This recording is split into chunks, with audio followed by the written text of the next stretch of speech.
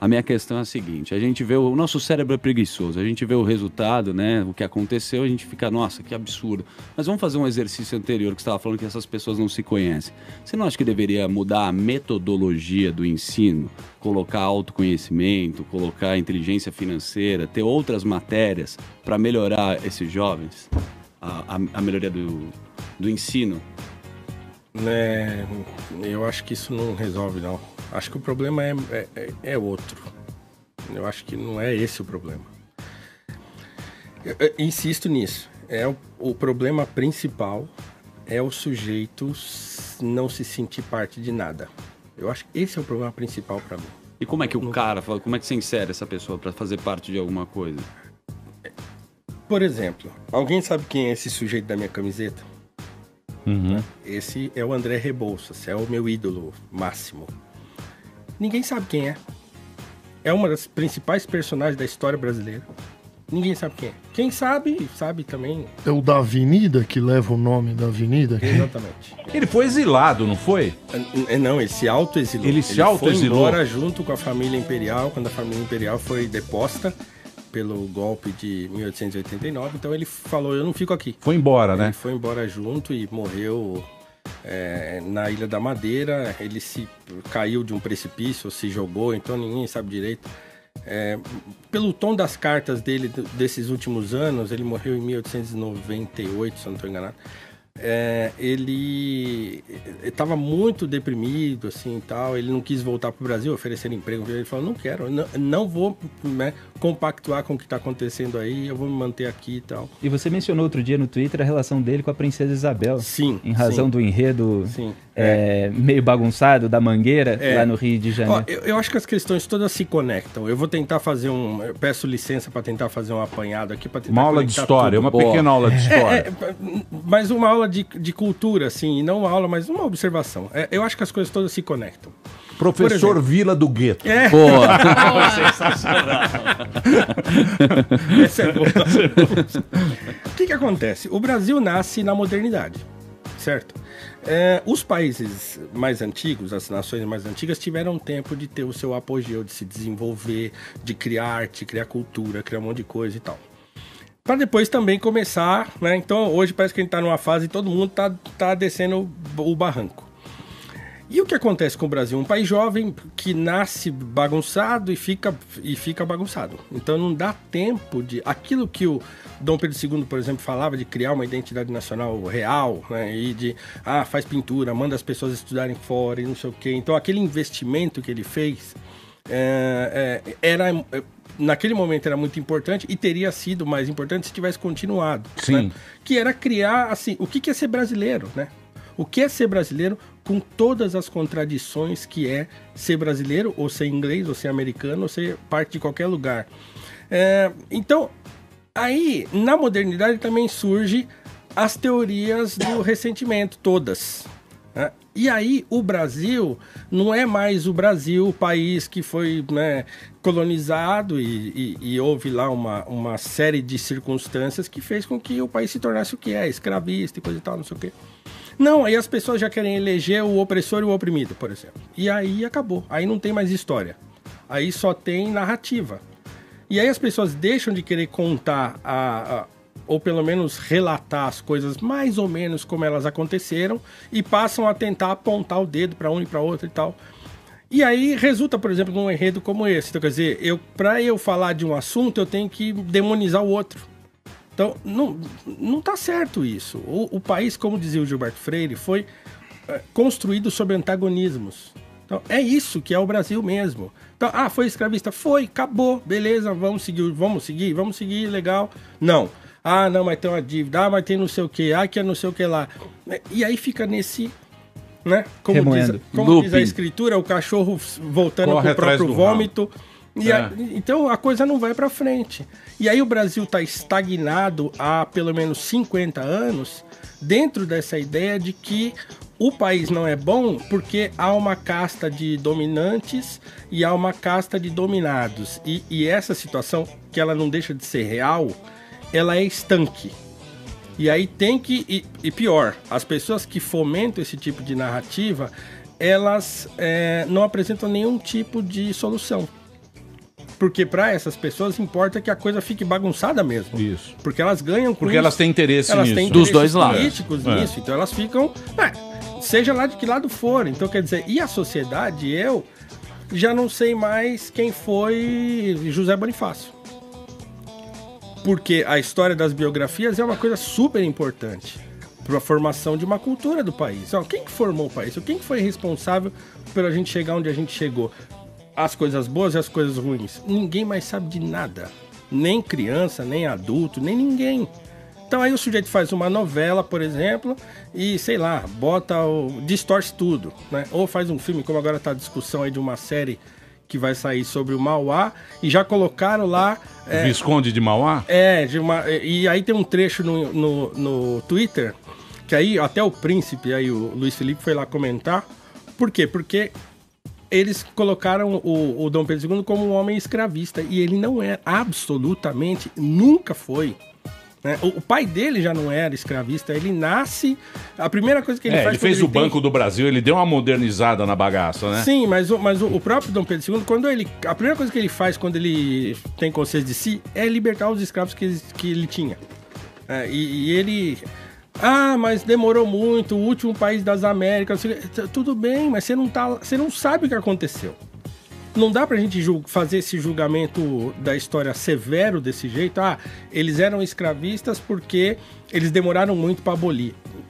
Não dá, eu não sei. A circunstância era terrível, né? E foi terrível por muito tempo. É um país de escravos que tinham escravos. Quer coisa mais louca do que isso? O sujeito começava a trabalhar... O senhor alugava o seu escravo para uma outra fazenda e aí esse escravo recebia uma pequena parte daquilo. Ele juntava uma graninha, tentava comprar sua alforria. Aí ele não conseguia, o que ele fazia? Comprava um escravo. Quando ele juntava 2, 3, ele ia lá no senhor, quer ficar com os meus 3 e me dar liberdade? E ele disse, que coisa mais maluca. Era um negócio, isso? era um business, né? Business. Então todo mundo estava enfiado nesse troço. Você nasce dentro disso, então quer dizer, a criança nasce vendo aquilo, negros escravos e brancos, né? Outra coisa também, a ideia de que no Brasil era uma casta de senhores de engenho e uma casta de escravos também é ridícula, porque a grande maioria dos senhores de escravo aqui eram um monte de pobretões que tinham 2, 3 escravos que trabalhavam junto com ele. O sujeito andava descalço igual os escravos que ele tinha. Às vezes ele comia menos porque o escravo precisava comer melhor, porque precisava trabalhar mais. Um monte de confusão. E aí em vez da gente sentar e falar, vamos dar uma organizada na história brasileira, vamos estimular as crianças, os jovens a aprenderem o que é o nosso país. Não, mas a história é narrativa. Cada um conta e interpreta de uma maneira. Eu acho que a história. então, esse tipo de observação já vem de quem quer deturpar do jeito dele. Porque, veja, eu não tenho nenhum motivo para duvidar de quem não tem nenhum motivo para mentir. Mas esse negócio tá lá, é um ensinamento que a gente tira lá das Crônicas de Nárnia, quando acontece, a menininha descobre Nárnia, quando ela volta, os irmãos falam que ela tá maluca, eles vão conversar com o professor pergunta, peraí, o que tá acontecendo? Não, ela tá louca, ela tá mentindo, ela disse que encontrou um outro país, uma outra terra chamada Nárnia, não sei o quê. Tá, mas ela já mentiu alguma vez? Não, ela nunca mentiu. Ué, qual é o motivo que vocês têm pra duvidar de alguém que nunca mentiu?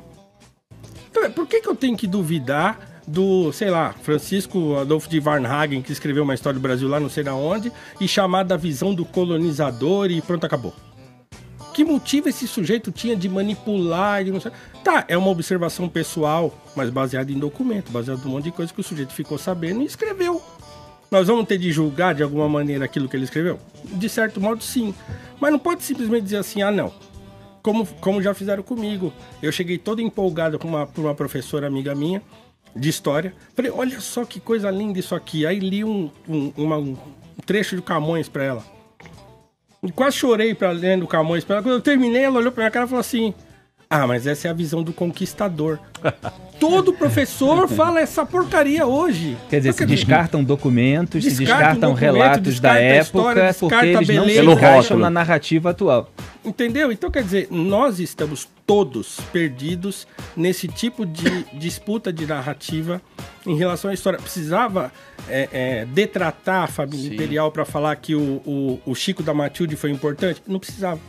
Poderia ter feito um carro alegórico, por exemplo, com todo mundo de braço dado. Princesa Isabel, o escravo Luiz Gama, Rebouças, Patrocínio, falando, ó, a abolição no Brasil foi um conjunto de forças, dos quais participaram todos, né? E foi um movimento popular gigantesco, tomou proporções gigantescas a partir de 1880 e que tomou as ruas. Mas a família imperial participou disso. Ó. A princesa Isabel sustentava quilombos, escondia escravos fugitivos no palácio. Era aí que ele chegava, você defendeu a figura dela que tentaram desconstruir. Pois é, então assim, qual é o sentido? Pra que eu faço um troço desse? Entende? Porque se não tiver o oprimido e o opressor, não tem graça na coisa. Aí eu já não domino essa situação. Então, esse conceito de opressor e oprimido, ele tá desde dentro da família, porque na família o pai é o opressor, né? Por isso que ele pregam por aí que a família também é um troço qualquer nota. Então isso vai desde a família até as relações de trabalho, as relações na escola, tudo. Então tudo foi tomado por um discurso hegemônico de que toda disputa, que é isso, claro, vem lá do Marx, né? Toda disputa que existe no mundo, tudo que existe é dominadores e dominados, é opressores e oprimidos. E mas isso a gente aprendeu na escola. Pois é, porque os professores também são formados assim. Exatamente. Então você pergunta para um professor hoje, como também já fiz essa pergunta. Escuta, me fala uma história do Brasil para eu ler que eu quero saber o que aconteceu. A pessoa me indicou o livro do Caio Prado Júnior e só esse. Ela não sabia mais nenhum outro. É a história do Brasil mais comunista de todos. E não é comunista porque eu estou dizendo, porque ele próprio disse. Né? O Jorge Caldeira já fez esse estudo e já encontrou documentos onde o Caio Prado Júnior fala: eu vou escrever uma história do Brasil comunista. É a única que os professores conhecem. E aí, como é que fica? Então, mas para o cara chegar a essa conclusão, ele tem que ser curioso, ir no Google, ler 3, 4, 5 livros e dar um puta de um trabalho, professor. Porque o resumão é incrível. Claro. A gente lê só o Eu posso fazer um break? O papo tá muito bom, hein? Pode mandar suas perguntas. Então, assim, eu não quero saber do Rebouças porque ele era chapa branca. Já ouvi isso, de militante do movimento negro. Rebouças já era chapa branca. Quase que eu falo um palavrão, eu que não tenho costume de falar palavrão. Quase falei pro sujeito, porque não tem o mínimo sentido isso. Né? O Rebouças, ele foi o maior dos abolicionistas, não porque eu tô dizendo, mas porque o Nabuco diz isso. A descrição que o Joaquim Nabuco faz do Rebouças no Minha Formação, que é a sua autobiografia... Altamente recomendável, um livro sensacional. Eu choro toda vez que leio. Quando eu leio a Minha Formação do Joaquim Nabuco, o Nabuco falando do Rebouças. Quando eu leio, por exemplo, as cartas, tem um volume de cartas do Nabuco e tem as cartas para o Rebouças, eu choro quando leio aquilo. Eu falo aqui, já começo a me emocionar. Porque o sujeito foi um gigante que agiu nos bastidores. O Nabuco fala tudo que tinha de esforço no abolicionismo vinha da cabeça do Rebouças. Ele era uma máquina de pensar as coisas, né? Tinha projeto de reforma agrária. Era engenheiro, né? Ele era engenheiro, era astrônomo, falava um monte de idioma. Uma coisa impressionante, né?